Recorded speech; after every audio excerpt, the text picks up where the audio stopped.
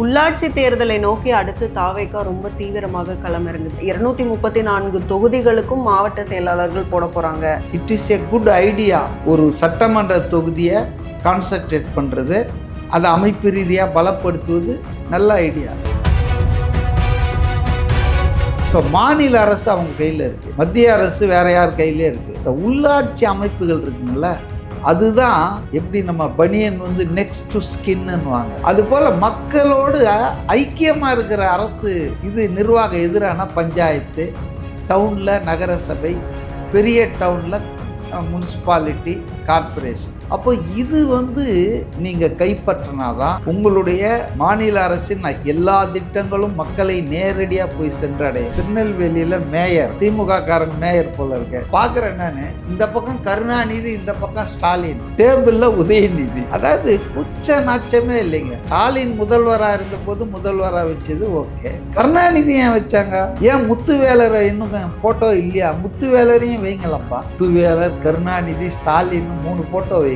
இன்னும் ஒப்பாரி கதறல் முடியலைங்க. ஸ்டாலின் டெய்லி ஒப்பாரி வச்சிட்டு இருக்காரு. இது வரைக்கும் பிரியா சென்னை மாநகராட்சி மேயர் முதல்வரை போய் பார்க்கவே இல்லை. அவர் தான் முனிசிபல் அட்மினிஸ்ட்ரேஷன் மினிஸ்டர் வேற. இதெல்லாம் அல்பன்றேன். திமுக ஆட்கள் பண்பட்டவர்கள் அல்ல, பக்குவப்பட்டவர்கள் அல்ல. 75 வருஷ கட்சியை வளர்த்தீங்கன்னா பிரயோஜனம். 2 விஷயத்துக்கு நீங்கள் பதில் சொல்லுங்கள், நான் உங்களை கேள்வி கேட்குறேன். அதாவது மக்கள் புலம்புறாங்களா? தமிழ்நாட்டு மக்கள், ஜனங்கள் தெரியாமல் ஓட்டு போட்டோன்னு யாராவது புலம்பி நீங்கள் பார்த்துருக்கீங்களா இந்த 1 மாதத்தில்? இல்லை. எம்எல்ஏக்கெல்லாம் யாரையாவது அவர் வாங்கினாரா விலைக்கு? அவங்க அதாவது அந்த மை காயறதுக்குள்ள அவங்க நான் கேட்குற கேள்வி, விஜய் ரொம்ப நேர்மையாக இருக்கிறார். அரசியலில் இந்த மாதிரிலாம் பண்ண வேண்டாம். நேர்மையாக நீங்கள் வரணுன்றீங்களா, உங்கள் பதவியோடு வராதிங்க. பதவியெல்லாம் விட்டு வாங்க, இங்கே வாங்க. இங்கே வந்த பிறகு உங்களுக்கு கண்டெஸ்ட் பண்ணுற வாய்ப்பு கிடைக்குதா? அதுக்கப்புறம் மக்கள் உங்களை தேர்ந்தெடுக்கிறாங்களா? இப்படி நிறைய பட்ஸ் இருக்குது, இப்ஸ் அண்ட் பட்ஸ். திமுக ஊழலை பற்றியோ குதிரை வியாபாரத்தை பற்றியோ எல்லாம் பேசுறதுக்கு அவங்களுக்கு எப்படி வாய் எழலாம், நாய் எழலாம்? இவங்க பண்ணாது தாங்க. சோபா மாடல் ஆட்சி, சோபா மாடல் ஆட்சின்னுட்டு இந்த உதயநிதி எவனோ எழுதி கொடுத்துட்டு பேசிட்டே இருக்கிறாப்பல்ல. இவங்க பண்ணாத மாடல் ஆட்சிக்கலாங்க. இவங்க தாத்தாலேருந்து அப்பாலேருந்து என்ன மாடல்லாம் ஊழல் பண்ணியிருக்காங்க, டிசைனாக பண்ணியிருக்காங்க. உள்ளாட்சி தேர்தலை நோக்கி அடுத்து தாவேகா ரொம்ப தீவிரமாக களமிறங்குது. 234 தொகுதிகளுக்கும் மாவட்ட செயலாளர்கள் போட போகிறாங்க. அப்போது அந்த அளவில் ரொம்ப தீவிரமாக பணிகள் அடுத்தடுத்து நடத்த போகிறாங்கங்கும் போது இதுவே ஒரு நல்ல ஐடியா தானே. 234க்கும் மாவட்ட செயலாளர்களை போடும்போது ஈஸியாக மக்கள் பணிகளை ரொம்ப ஃபாஸ்ட்டாக கொண்டு போகும். இல்லை, நான் பொதுவாக சொல்கிறேன். தமிழ்நாட்டில் இருக்கிறது 38 மாவட்டம். நீங்கள் 234 மாவட்ட செயலாளர்கள்னு சொல்கிறீங்க. அதுவே ஒரு டுபாகூர் இல்லையா? சட்டமன்ற பொறுப்பாளர்னு சொல்லுங்கள், இல்லை சட்டமன்ற தொகுதி செயலாளர்னு சொல்லுங்கள். அது என்ன மாவட்ட செயலாளர்கள்? வடகிழக்கு சென்னை மாவட்ட செயலாளர், வடமேற்கு சென்னை மாவட்டம். ஏன் இருக்கிறது ஒரே சென்னை, இதில் 15 மாவட்டத்தை வச்சுட்டு இருக்கானுங்க. நான் என்ன சொல்கிறேன்னா, it is a good idea. ஒரு சட்டமன்ற தொகுதியை கான்சன்ட்ரேட் பண்ணுறது, அதை அமைப்பு ரீதியாக பலப்படுத்துவது நல்ல ஐடியா. அதுக்கு ஏன் மாவட்ட செயலாளர்னு? அப்போ தான் மதிப்பாக இருக்குதுன்னா, மாவட்டமே இல்லாததுக்கு எப்படிங்க மாவட்ட செயலாளர் வைக்கலாம்? அதுக்கு நீங்கள் சொல்லுங்கள், செக்ரட்டரி, சட்டமன்ற செயலாளர், இல்லை சட்டமன்ற தொகுதி அமைப்பாளர், ஏதோ ஒன்று சொல்லுங்கள். நீங்கள் மாவட்ட செயலாளர்னா 234 மாவட்டம் எங்கெங்கே இருக்குது? அது அதெல்லாம் தப்புங்க. ஒரு தொகுதிக்கும் ஒரு பொறுப்பாளர் போடலாம். அந்த பொறுப்பாளருக்கு கீழே அங்கே தொகுதியில் எல்லாரும் செயல்படணும். அங்கே இருக்கிற கிளை, நகர கிளை, அப்புறம் பஞ்சாயத்து, இதெல்லாம் செயல்படணும்னு சொல்லலாம். அவருக்கு மாவட்ட செயலாளருக்கு இணையான அந்தஸ்து, அதிகாரம் கொடுக்கலாம். ஆனால் மாவட்ட செயலாளர்னு பேர் வைக்கிறதே, அது மற்றவங்கெல்லாம் செய்கிற அதே தப்பை இவரும் செய்யலான்னா அது செய்ய வேணாம்னு நான் நினைக்கிறேன். மற்றபடி reorganizing the party apparatus on assembly constituency லெவல்ன்றது இன்றைக்கு காலத்தின் தேவை தான். அதை செய்யட்டும். அதே போல் நான் ஏற்கனவே கூட பேசினேன், உங்ககிட்ட பேசினேன் தெரில. இப்போ மாநில அரசு அவங்க கையில் இருக்குது, மத்திய அரசு வேறு யார் கையிலே இருக்குது. இந்த உள்ளாட்சி அமைப்புகள் இருக்குங்கள, அதுதான் எப்படி நம்ம பனியன் வந்து நெக்ஸ்ட் டு ஸ்கின்னுவாங்க, சர்ட் இல்லை, நம்ம போடுற உள்ளாடை இருக்கு இல்லையா பனியன், இதுதான் வந்து நெக்ஸ்ட் டு ஸ்கின்னுவாங்க. அதுபோல் மக்களோடு ஐக்கியமாக இருக்கிற அரசு இது நிர்வாகம் எதிரான பஞ்சாயத்து, டவுனில் நகரசபை, பெரிய டவுனில் முனிசிபாலிட்டி, கார்ப்பரேஷன். அப்போ இது வந்து நீங்கள் கைப்பற்றினாதான் உங்களுடைய மாநில அரசின் எல்லா திட்டங்களும் மக்களை நேரடியாக போய் சென்றடையும். இல்லைன்னா நீங்கள் பாருங்கள், ஏதோ ஒரு திருநெல்வேலியில் பார்த்தேன் நான், திருநெல்வேலியில் மேயர் அவர் தலைக்கு மேலே வந்து விஜய் படம் போட்டாங்களாம். முதல்வர்ன்றமுள்ள எக்ஸபிஷியோ தான். இப்போ பிரசிடெண்ட் படம் வைக்கிறாங்க, பிரைம் மினிஸ்டர் வைக்கிற மாதிரி மேயர் படம் வச்சுருக்காங்க. இத்தனைக்கும் அவர் வந்து not only chief minister, Vijay is the minister for municipal administration, துறைக்கும் அவர் தான் அமைச்சர். அவர் கையில் நிறைய துறை வச்சுருக்காரு, ஹோம், புரியுதுங்களா? அது மாதிரி முனிசிபல் அட்மினிஸ்ட்ரேஷன் அவர் தான் அமைச்சர். ஸோ நார்மலாக வைக்கணும், அதை வச்சாங்களாம். இவங்க வைக்கல, திமுக காரங்க மேயர் போல இருக்க, அவங்க வைக்கல. ஆனால் பார்க்குறேன் நான், இந்த பக்கம் கருணாநிதி, இந்த பக்கம் ஸ்டாலின், டேபிளில் உதயநிதி. அதாவது குச்ச நாச்சமே இல்லைங்க. இப்போ ஸ்டாலின் முதல்வராக இருந்தபோது முதல்வராக வச்சது ஓகே, கருணாநிதி ஏன் வச்சாங்க? ஏன் முத்துவேலரை இன்னும் ஃபோட்டோ இல்லையா? முத்துவேலரையும் வைங்களப்பா, முத்துவேலர், கருணாநிதி, ஸ்டாலின் 3 ஃபோட்டோ வைங்க. முடியாம அதாவது இல்லைங்க, அதாவது ஒரு ஜனநாயக பண்பே இல்லை. அவர் முதலமைச்சர், ஃபோட்டோ வைக்கிறாங்க, அது முதல்ல மறுத்துருக்காங்க, அப்புறமா வந்து ஏதோ கொஞ்சம் எதிர்ப்பு காட்டி, ஏன்னா எம்எல்ஏக்கள்லாம் இப்போ உள்ளாட்சி இதுக்கு வந்துடுவாங்க. இப்போ சென்னை மாநகராட்சி கூட்டம் கூட்டுறாங்கன்னா மேயர், சென்னையில் இருக்கிற எல்லா எம்எல்ஏ வந்துடுவாங்க. எம்சி இல்லாமல் இருக்கலாம் தாவேக்காவுக்கு இன்றைக்கி டேட்டில், ஆனால் எல்லா எம்எல்ஏவும் போய் உட்காருவாங்க, பேசலாம், அந்த உரிமை இருக்குது. அப்போது இன்றைக்கி பார்த்தீங்கன்னா அந்த ஃபோட்டோ மாட்டின ஒன்றும் அவர் அந்த சேரை விட்டு வந்துட்டு இந்த இடத்துல ஒரு சோபா போட்டுக்கின்னு அங்கே உதயநிதி, ஸ்டாலின் படம்லாம் வச்சுக்கிட்டு அங்கே உட்காந்துன்னு தான் டியூட்டி பார்க்குறாராம். ஏன்னா அவருக்கு தலைக்கு மேலே இவர் இருக்கிறாராம், வேறு விஜய் இருக்கிறாராம், ஜோசப் விஜய். இது மாதிரி பைத்தியங்களை நீங்கள் யாராவது பார்த்துருக்கீங்களா? அந்த ஆள் மேயராக வேற இருக்கலாம். திருநெல்வேலின்றது சேமை, திருநெல்வேலி சீமைன்னுவாங்க. திருநெல்வேலி, பாளையங்கோட்டை, கன்னியாகுமரி, இதெல்லாம் கல்வியில் சிறந்த இடங்கள், கல்வியில் சிறந்த தமிழ்நாட்டிலேயே சிறந்தது இது. ஆனால் அங்கே பாருங்கள் இந்த மாதிரி ஒரு அனிமாசிட்டி.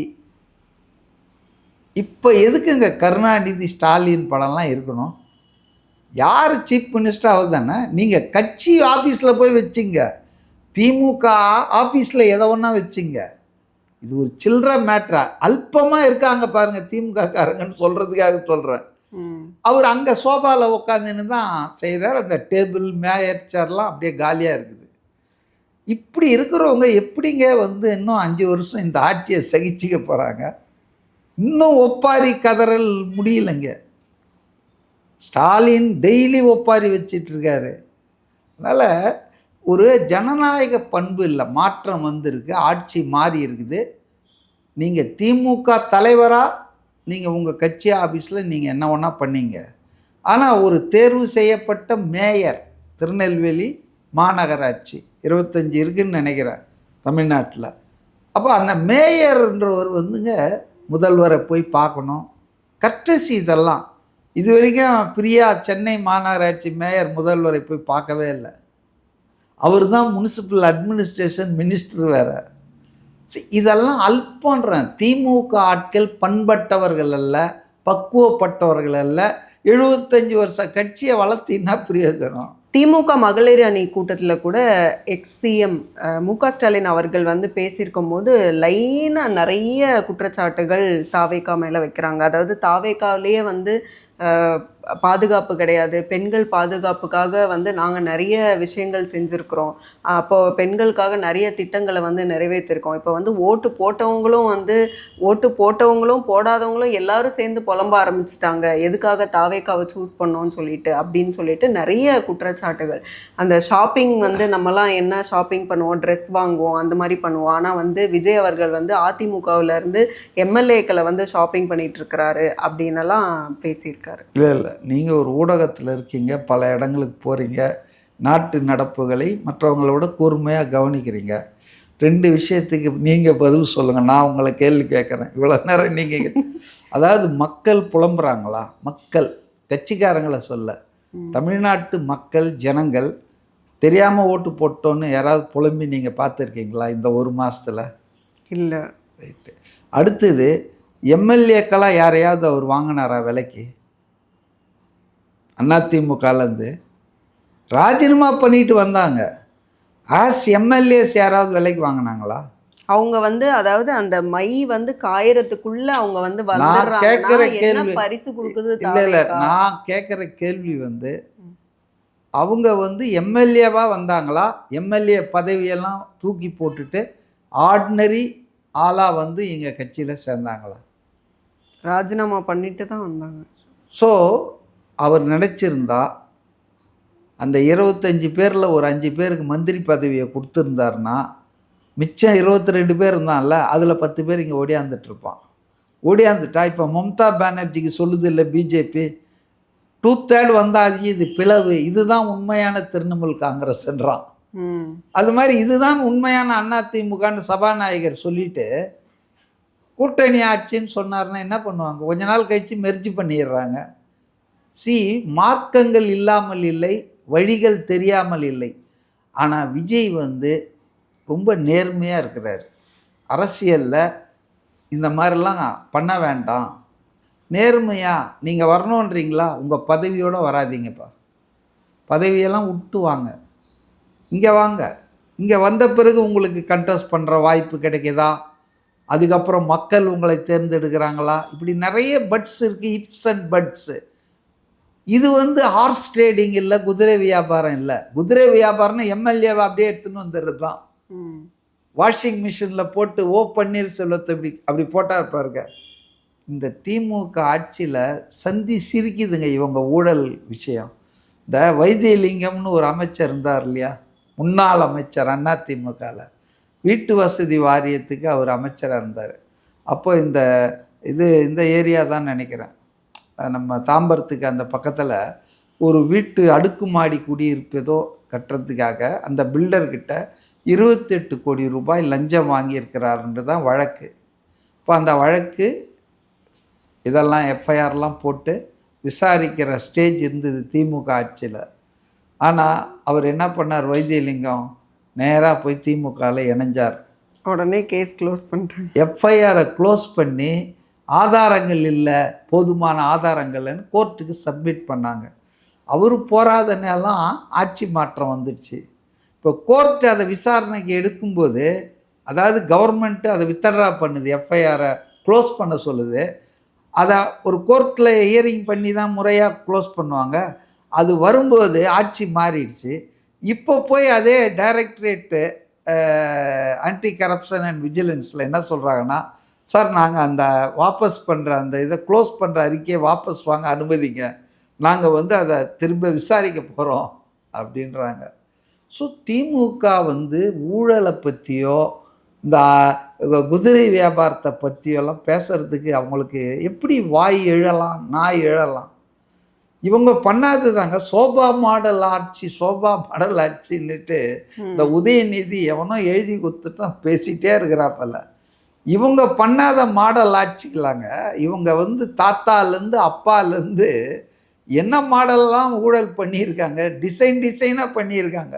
இந்த டாஸ்மாகில் அட்டைப்பெட்டிகள் இருக்குல்ல, அந்த அட்டைப்பெட்டியில் ஒரு 100 கோடி ரூபாய் மாதம் போயிருக்குது.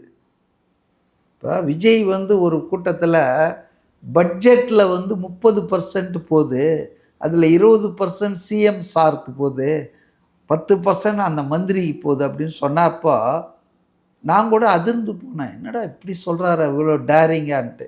பார்ட்டி ஃபண்டுங்கிற ஒரு விஷயத்தையே நாங்களே அப்போ இல்லை, அது புதுசாதான் இப்போ எலெக்ஷன் கேள்விப்பட்டோம். முடிஞ்சவர், நான் சொல்கிறது எலெக்ஷனுக்கு முன்னால். அவர் வந்து ஆளுங்கட்சியாக ஸ்டாலின் முதல்வராக இருக்கும்போது சொல்கிறாரு, ஸ்டாலின் சார்க்கு போது 20% அப்படின்னா 4.5 லட்சம் கோடி இயர்லி நம்ம பட்ஜெட் போடுறோம். 4.5 லட்சம் கோடியில் 1/3ன்னா மோர் தேன் 1 lakh crore. 1 lakh இல்லை, 1 லட்சம் கோடி ஆண்டுக்கு ஆண்டு போயிருக்கு முதல்வருக்கும் திமுக அமைச்சர்களுக்கும் பட்ஜெட்லேருந்தே போயிருக்குது. அதுக்கப்புறம் இந்த டாஸ்மாக் இந்த அட்டை போட்டிங்களை கூட விடலைங்க. இப்போ அவர் என்ன பண்ணிட்டாரு, அந்த 1200 கோடி கஜானாவுக்கு போகணுன்ட்டார். சிஎம்முக்கு போயிருக்கு, கன்சர்ன் மினிஸ்ட்ரிக்கு போயிருக்கு.